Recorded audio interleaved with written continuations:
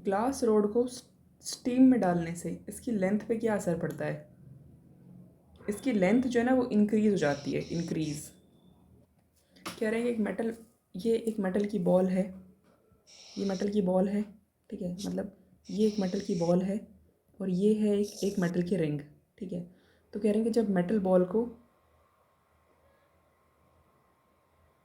हम बॉल को हीट कर देते हैं ना, जब हम बॉल को हीट कर देंगे तो ये जो है ये स्टक हो जाती है। ऑब्वियस ही बात है, हीट करने से क्या होता है, एक्सपेंशन होता है, तो ये स्टक कर जाएगी। लेकिन कह रहे हैं कि जब हम इस मेटल को हीट कर देंगे तो क्या होगा, अब बॉल जो है वो पास कर जाएगी। क्यों? क्योंकि इसका डायमीटर अब बढ़ जाएगा, ये इतनी हो जाएगी, तो ये बॉल जो थी वो आराम से निकल जाएगी। देखो इसमें क्या है ना कि जब हम गर्म करते हैं, ये ए है हमारा, ये जो है ना हमारा, ये ऐसे वाला ये हमारा ए है और नीचे वाला जो है ये हमारा है पी, ठीक है।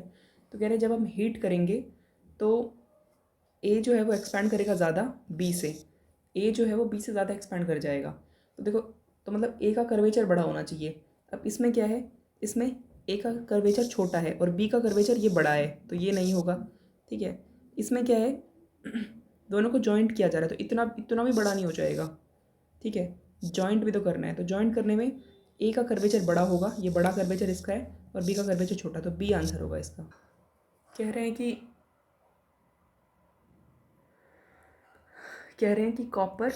और ग्लास कॉपर और ग्लास दोनों को जब हम सेम टेम्परेचर के ऊपर हीट करेंगे, सेम टेम्परेचर के ऊपर हीट करेंगे, तो जब हम इनको टच करेंगे, ठीक है, तो कॉपर का जो पीस है,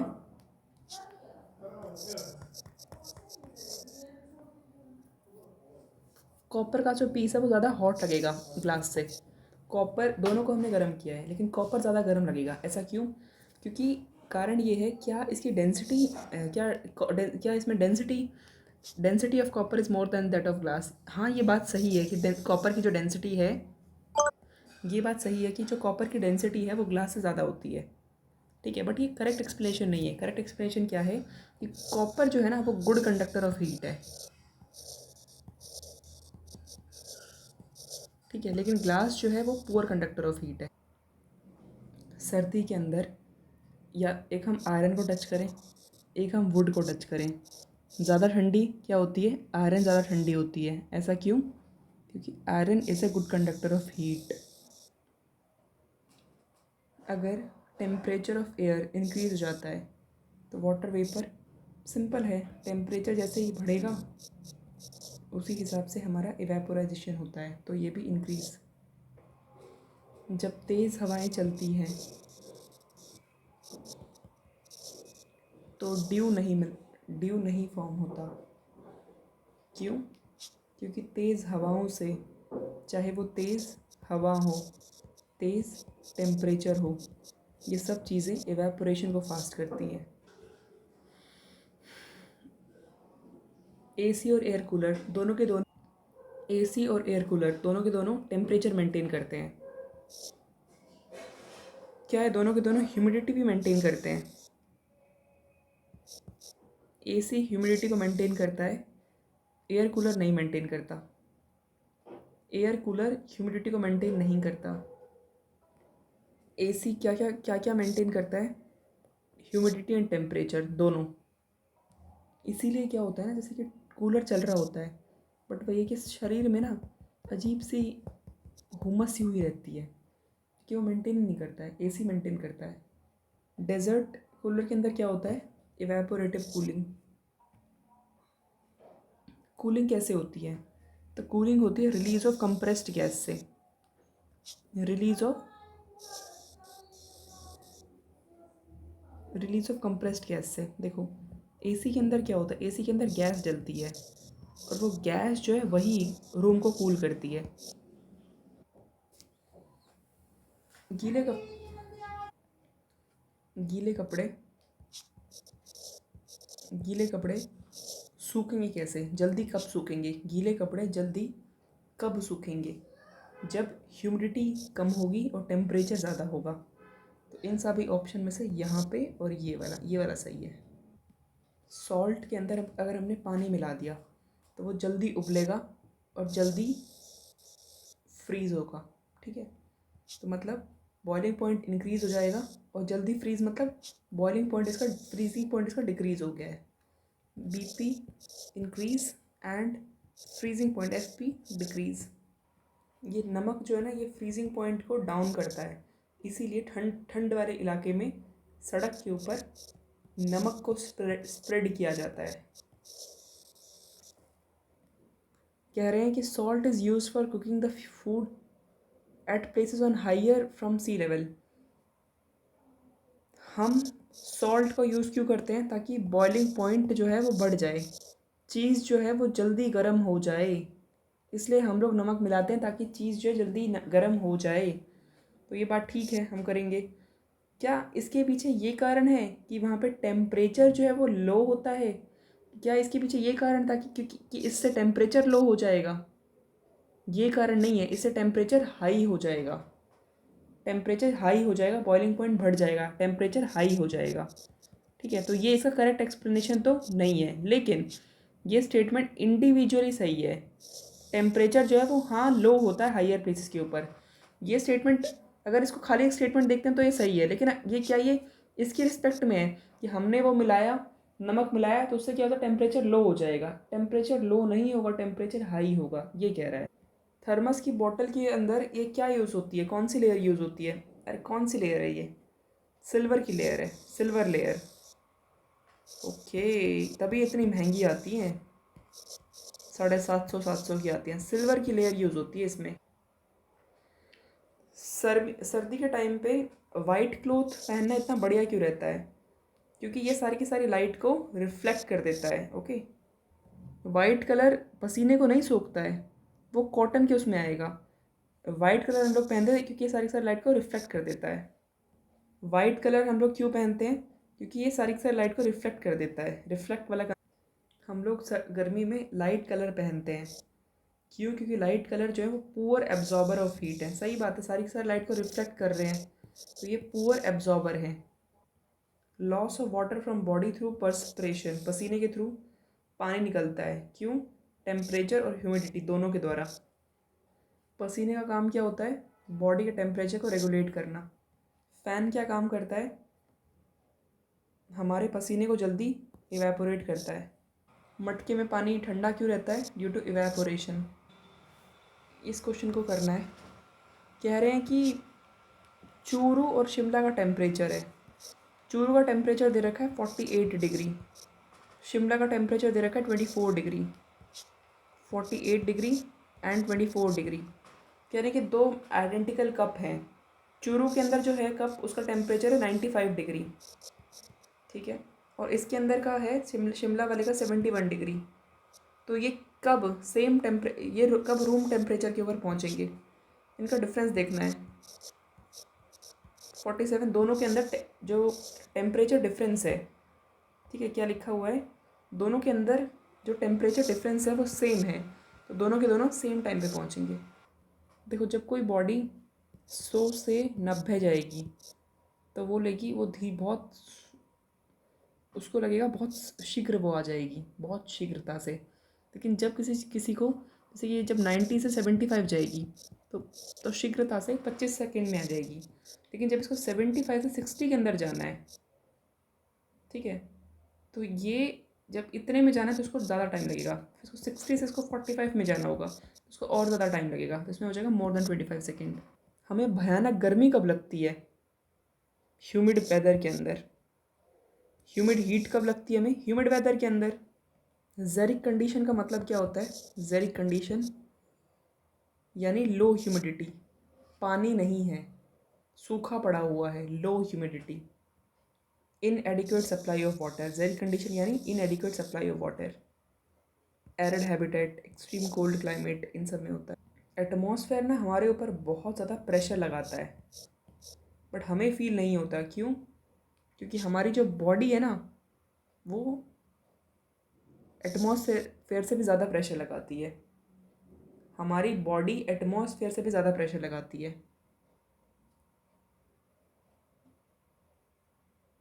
are blood exert pressure slightly more than that of atmosphere, हमारे ब्लड के अंदर जो प्रेशर है वो एटमॉस्फेयर से ज़्यादा है। We feel this pressure in water, because the pressure under water is greater than. अब हमें ये प्रेशर जो है ना हमें वाटर के अंदर लगता है, क्योंकि वाटर के अंदर का जो प्रेशर है वो हमारी बॉडी के प्रेशर से ज़्यादा होता है, इसलिए हम सीधा गिर जाते हैं। ठीक है, तो पानी के अंदर हमारी बॉडी से ज़्यादा प्रेशर है, एटमॉस्फेयर के अंदर हमारी बॉडी से कम प्रेशर है, इसलिए हम एटमॉस्फेयर पर आराम से जी पाते हैं। हम पानी में नहीं रह पाते, हमें तैरना पड़ता है। देखो, जब हम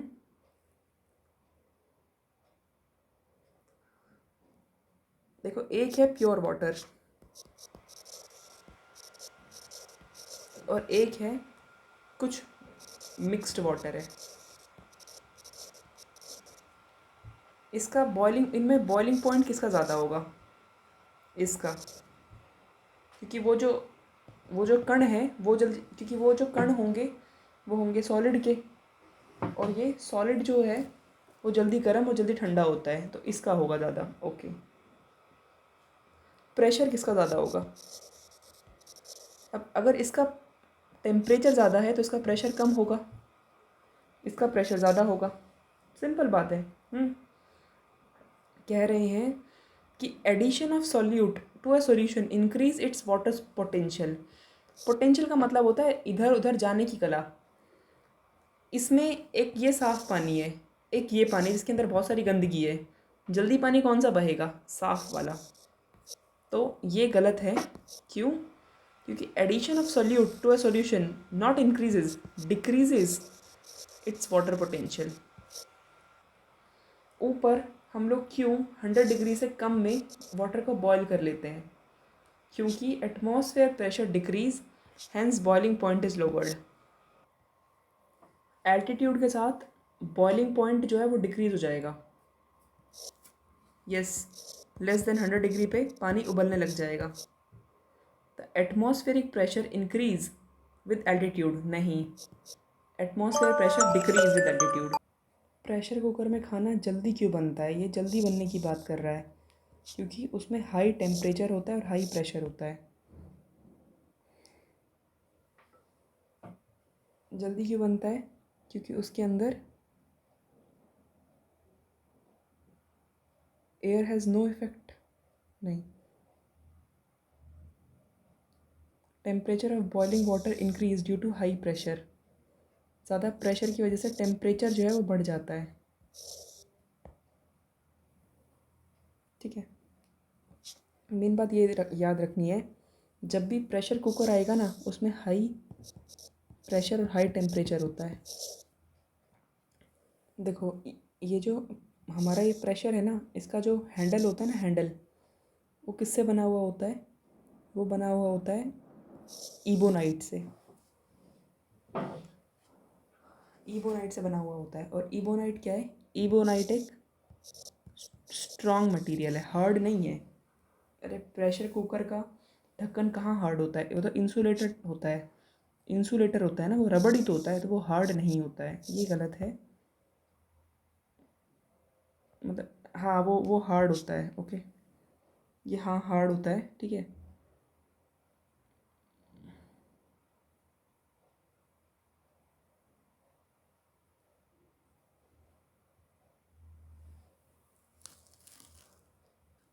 देखो ये इस तरीके से है, कह रहे हैं कि हार्ड तो होता ही है, अगर हार्ड ना हो तो फिर टूट ना जाएगा, तो ये इबोनाइट का बना हुआ होता है। और ये कह रहे हैं कि क्या इसका ये रीज़न है कि वो हार्ड मटेरियल का बना हुआ होता है? नहीं, ये रीज़न नहीं है। हाँ ये हार्ड होता है, ये बात ठीक है। इसका रीज़न ये है कि ये जो इबोनाइट होता है ना, ये एक इंसुलेटर होता है जो प्रिवेंट करता है हीट से from reaching the handle and prevent burning of hand, prevent heat from reaching the handle and prevent burning of hands. Cooker के अंदर जो खाना बन रहा होता है वो किस किस चीज़ के ऊपर डिपेंड करता है? तो एक तो area of hole of the lid, area of hole of lid के ऊपर, और वेट ऑफ द लिड के ऊपर। तो पर्टिकुलरली लिड के ऊपर डिपेंड करता है खाना कुकर में, टेम्परेचर ऑफ फ्लेम पे डिपेंड नहीं करता है। ठीक है, तो ये होगा एरिया ऑफ लिड, लिड पे डिपेंड करेगा, एरिया ऑफ लिड पे, वेट ऑफ लिड पे, टेम्परेचर ऑफ फ्लेम पे डिपेंड नहीं करता है। देखो ये UP PCS 1995 का क्वेश्चन है, जो कि IAS 2021 में रिपीट हुआ है एज इट इज़। तो ये लोग भी घटना चक्र से क्वेश्चन दे रहे हैं। UPPC का क्वेश्चन IAS में आया हुआ है उल्टा। कह रहे हैं कि प्रेशर कुकर में क्या होता है, तो एरिया ऑफ होल और वेट, एरिया ऑफ होल पे और वेट पे, इन दोनों पे डिपेंड करता है। 0 डिग्री से हम 10 डिग्री पे लेके जाएंगे तो वॉल्यूम में क्या फ़र्क पड़ेगा। देखो जब हम हीट करते हैं ना तो वॉल्यूम जो है वॉल्यूम बढ़ती है, ठीक है, लेकिन इसमें क्या होगा, देखो 4 डिग्री के ऊपर क्या होगा, 4 डिग्री पे वॉल्यूम डिक्रीज़ होगी, उसके बाद फिर बढ़ेगी। तो 4 डिग्री वाले केस में नॉर्मली क्या होता है, जब हम हीट करते हैं तो वॉल्यूम जो हमारी बढ़ती है। बट हमने 5 केस देखे थे, याद है वो पहला पता नहीं क्या था, एक आइस था, है ना, आयरन कास्ट था, कास्ट आयरन था, और ऐसे ऐसे कुछ ऑप्शंस थे। तो उसमें क्या हो रहा था, उसमें वॉल्यूम घट रही थी, है ना। सेम वही है कि पहले डिक्रीज़ होगा देन इंक्रीज़ होता है। अब यहाँ पे क्वेश्चन ये कि 9 डिग्री है टेम्परेचर, उससे हमें 3 डिग्री पे लेके जाना है। इसमें क्या है, पहले डिक्रीज़ होगी वॉल्यूम फिर इंक्रीज़ होगी। देखो जब भी ये 4 डिग्री वाला केस आ जाए ना, इसमें तेरे को ये करना है, पहले डिक्रीज़ कर देना है फिर इंक्रीज़ कर देना है, बस बात खत्म। ज़्यादा इसमें दिमाग नहीं लगाना है कि क्या करूँ क्या ना करूँ। पहले इसमें डिक्रीज़ करना है फिर उसके बाद इंक्रीज़ करना है। कह रहे हैं कि 100 डिग्री स्टीम और 100 डिग्री बॉइलिंग पॉइंट के अंदर सेम अमाउंट ऑफ हीट होती है, नहीं। Latent heat of fusion of ice और वाटर, क्या दोनों का सेम होता है, नहीं। हमने देखा था ना, आइस का होता है 80 डिग्री कैलोरी के लगभग था और वाटर का अलग था, तो ये भी नहीं, ठीक है। तो AC के अंदर क्या होता है, heat extracted from room at the evaporator coil, heat is extracted from the room, room से बाहर कैसे लेके जाते हैं, इवेपोरेटर कॉइल लेके जाती है, और and is ejected out condenser coil, ठीक है। तो हीट जो है एक्सट्रैक्ट कैसे होती है, इवेपोरेटर से, कूलिंग इवेपोरेशन हो जाती है उसमें, exact and is ejected out, और बाहर फेंक दी जाती है कंडेंसर कॉइल से, तो ये सही है।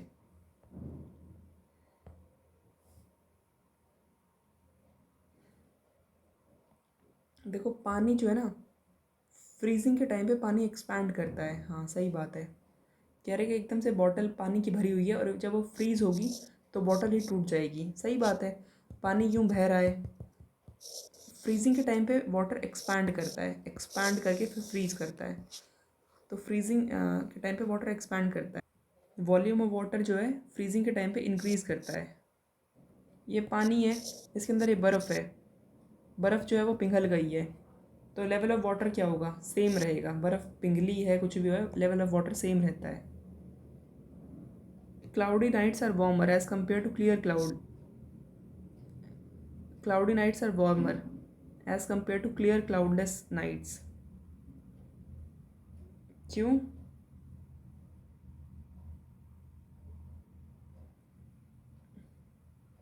Absorb heat from the atmosphere, नहीं भैया,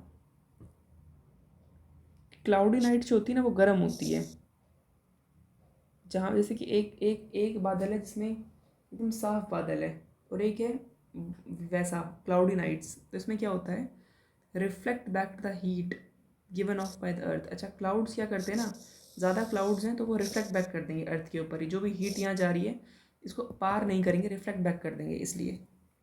सेम क्वेश्चन है, क्लाउड जो है वो प्रिवेंट करते हैं radiation of heat from the ground and the air, the cloud prevent radiation of heat from the ground and the air. ज़्यादा दिन तक कोल्ड स्टोरेज में फ्रूट क्यों चल जाते हैं, क्योंकि इसमें जो रेट ऑफ रेस्पिरेशन है ना वो डिक्रीज़ हो जाती है।